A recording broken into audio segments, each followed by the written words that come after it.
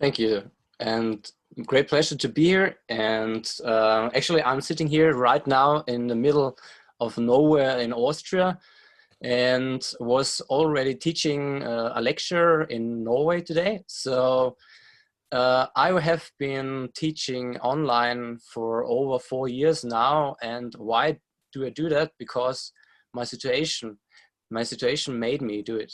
So I really had to adapt to the situation, and had to find a way to teach online. So I am not the type to talk about my personal, to talk about my person so much, but I really have to explain the situation because it can be irritating and it can be quite puzzling in the beginning, and it makes more understanding why this is really useful and why this is so perfect in my situation, because I live a life which is like making the best of both worlds. It's really, my friends always told me I have to decide whether to go to Sweden or Norway, because I was studying there as well, and coming back to Austria, or I have to decide whether to be in Austria. So I had to decide, and I wanted to decide, and I took a decision, and my decision was I'm taking both. I want to have both sides.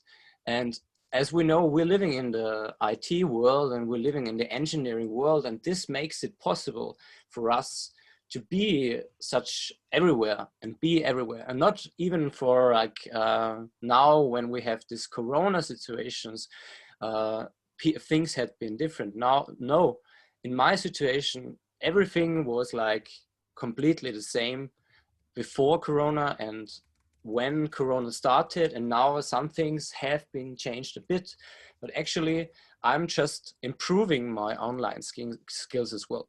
So I'm teaching high school, I'm teaching at the high school in Austria. I'm also doing university recruiting, because I'm a member of the STEM initiative, which is like science, technique, engineering and math initiative in Austria, which wants to boost everyone in engineering, because we need more people in the IT. So I have a company in Austria which is like, has the name codingclub.at, and we try to help people to learn engineering and learn technical fields, especially coding, because we have so many companies in Austria and in Norway who are interested to find people with skills, not with like a bachelor and a master degree. They could really think about people with skills. So I came up with ideas to teach all such courses online as well. And I'm an assistant professor for computer science at the University of Tromsø. I'm working there in research and medical image processing, and nearly all of my students are net students, like online students, for over 4 years now. And it really had to be a very important step to improve the overall online teaching way we do it. Because when we began with online teaching, and when I began with online teaching, I had the same scenario like most of the universities in Norway, because our campuses are really like very far away, like 500 kilometers away. And we had the same scenario. We had like that no one was coming to the campus anymore, because they only were joining the online lectures, and they were just sitting at home, and instead of watching Netflix, they were watching my lectures. And what happened was that the life at the campus, it's just disappeared. And we really wanted to boost the life at the campus again, and try to find ways where we could really improve the interaction with online teaching. So for us, when we were talking about online and talking about online teaching in general, we really believe that the interaction with the students is really important. And that's why I was really glad today that everybody is like with video and you see each other, because interaction is very important. But now I really talk about the things we do right now, and like pre-corona, what happened already. And I did like mathematics online meetings already and online coachings for high school students. And for this, we really believed online interaction was very helpful. In the beginning, I remember I used several sets of cameras to show my face and to film my hands.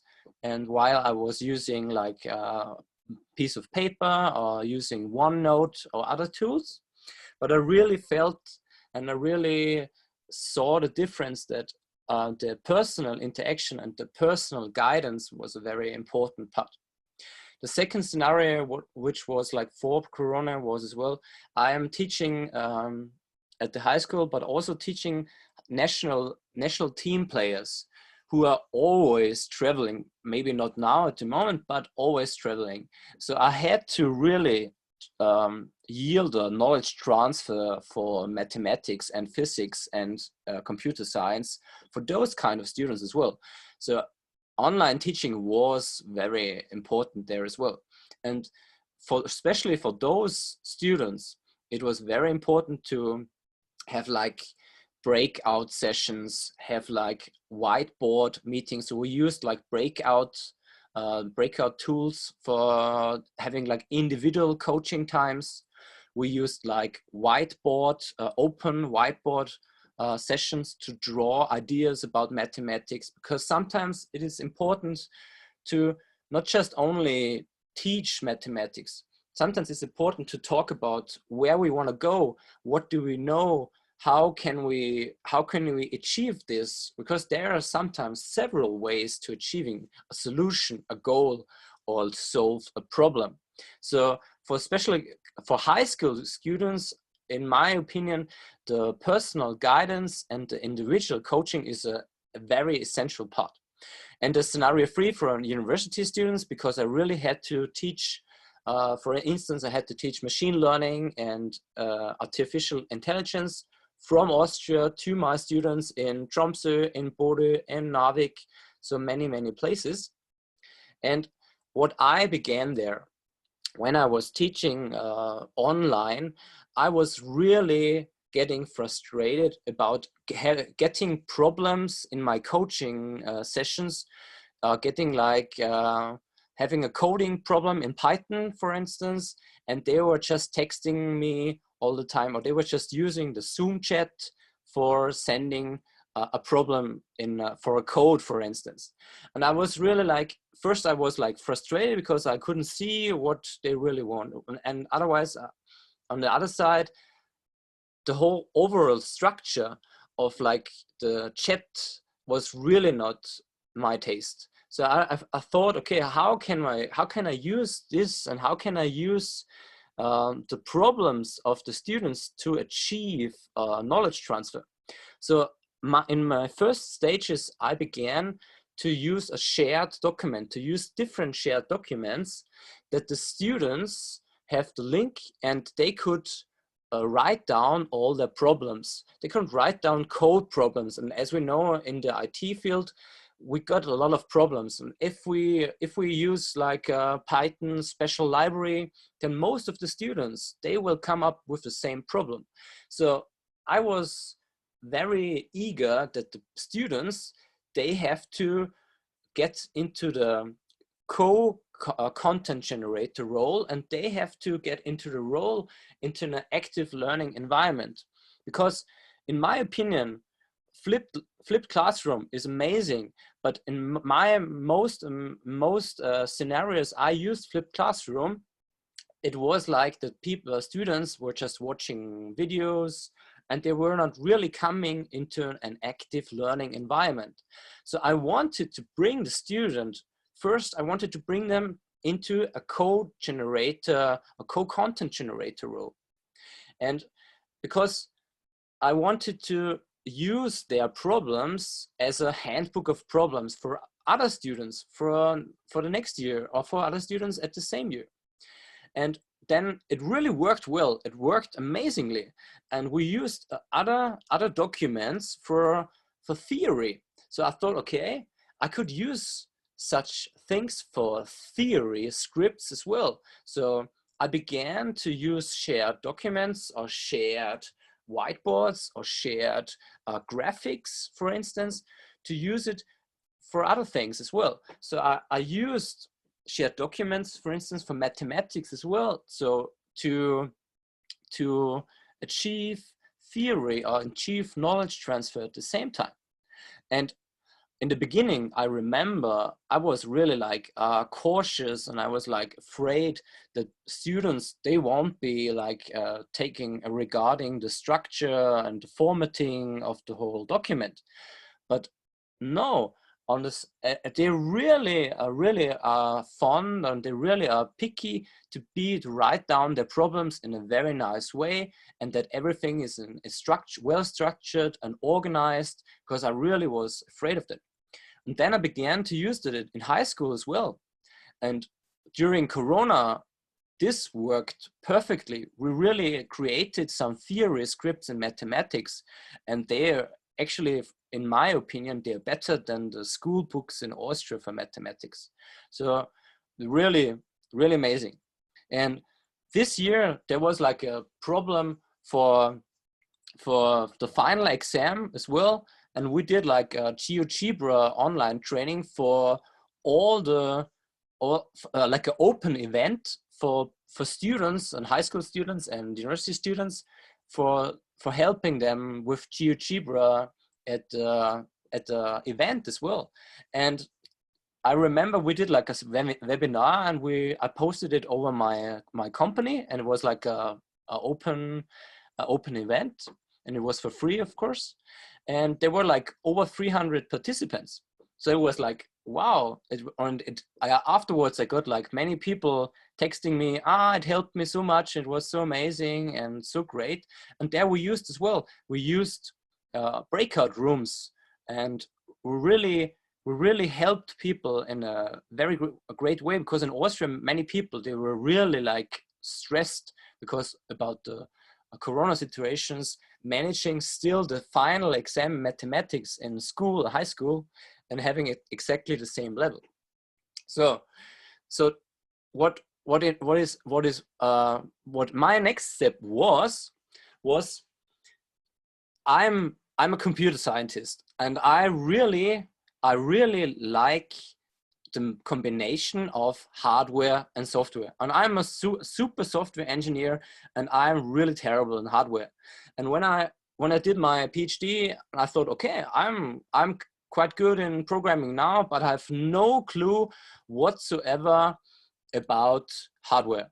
So my problem was, my idea was to combine a making and a building of something. I didn't know what to do. I'm making a building of something, and to transport many things into that, to use many different knowledges, mathematics, physics, computer science, mechatronics, and coding, of course, for such a project. And then I came to the idea I could use drones. I could use drones for like a bigger projects to teach coding, or to teach mathematics, to teach 3D modeling, to teach physics and mechatronics whatsoever. So I came up with this idea for one and a half years ago, and I began with my company to do like open interest sparking workshops, where we were like building 3D models, 3D printing, building a drone, and code them with block-based programming, and then fly it. And it was a great success. But then I thought, okay, I really want to make a knowledge transfer. I want to make a knowledge transfer, and I want to use such a drone to achieve knowledge transfer in mathematics and physics, and especially coding, because this was very important to me. And then I began, okay, we're searching for a drone where I could use some coding coding paradigms and some pipelines as well, and some paths. And I came to the airbit drone, which uses a microbit programmable drone. I don't want to go into detail to this, but just to explain what we do with this right now. We use like the drone, and we program it, and we use the combination of the making and coding to achieve that the students learn coding, that the students learn mathematical components and physics as well. And during the online time, like the Corona, I said, okay, where do the people get the drones, and how does this work? And we came to the idea, and actually it was working very well. We were sending packages to the students from the university, and we were like introducing them with the drone. And in some occasions, we're just talking about, okay, and in the first step, we just try to focus on 3D modeling.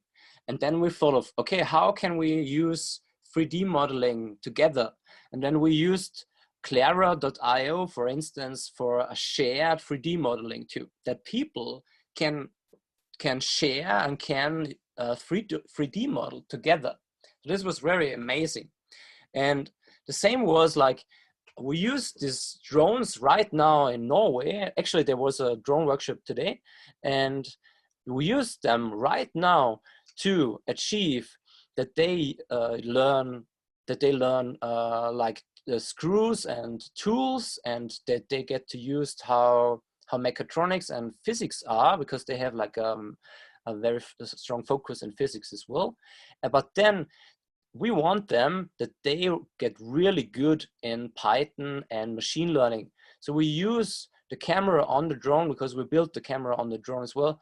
We use the data on the drone and program the drone with JavaScript or with Python, because it's possible to program this on this way as well. So this is possible, and we use such projects right now for like longer periods of time, like over several weeks. And the next time I will be in Norway, I will do like an offline workshop as well. And we try to find different ways, not only for interest sparking, we also are focused on knowledge transfer on the same time. So as a final step and as a future work, we have presented already works where we can include bigger master projects or PhD projects with including the drones and machine learning and deep learning algorithms, as well as combining all our components together for achieving very nice embedded systems. So for those of you who have like interest and get to know how this is done exactly, just feel free to contact me, Schuchter@codingclub.at or whatever. Thank you for your attention, and thanks for being here. Thank you very much for that intriguing talk, Arthur. I'm going to ask Jotham, do we have some time, minute or two for questions? We may have 1 minute or two for questions. Right, okay, I'll ask a super quick one therefore. So I'm really intrigued by this idea of motivating students to be co-content generators. I think that's a really lovely idea. So how do you get students to buy into that? And I'm thinking especially of students who might be lacking in confidence, for example. It was the same in the beginning. I really try to talk to them in breakout sessions, and try to find a way that they really get motivation to it. And I believe that the personal contact to the student is a very important part. So especially for students who are like a bit shy, maybe there can be a solution that we create some small projects where they can build, where they can co-create content together in like pairs of 2 or pairs of 3, which makes it easier to get into the whole co-content generation pipeline. And in the beginning, it was like, okay, we made pairs of 2 and 3, and people had to get to know each other online. And after a while, then we said, okay, everybody has to be there individually, and it works out perfectly. Okay, thank you. That's really helpful. You're welcome. Thank you very much.